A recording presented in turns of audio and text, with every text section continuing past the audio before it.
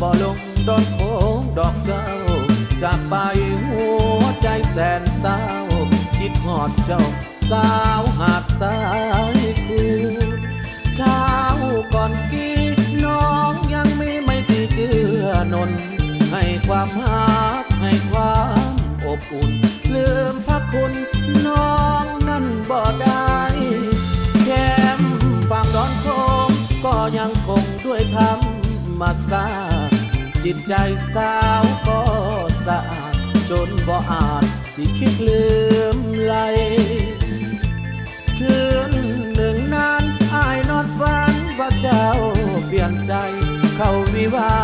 กับคนหาใหม่อ้ายเสียใจตลอดทั้งคืนเคยพายเรือเรียบเกาะดอนอาวรณ์สุดซึ้งใต้แสงจันทร์ใต้ฟ้าคืนหนึ่ง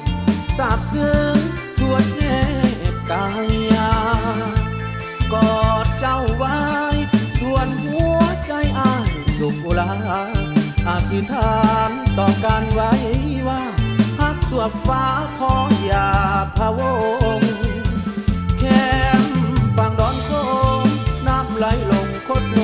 ลายแง่จิตใจน้องอย่าพันแปรไหลแง่เหมือนดังดอนโค้งจากเจ้าไป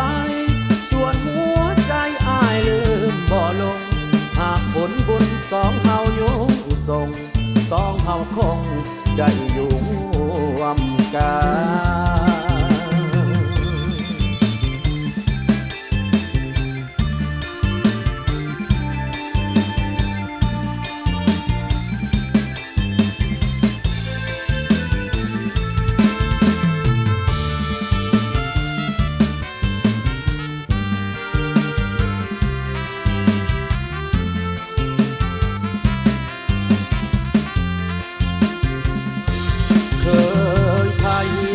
เรียบเกาะดอนอาวรณ์สุดซึ้ง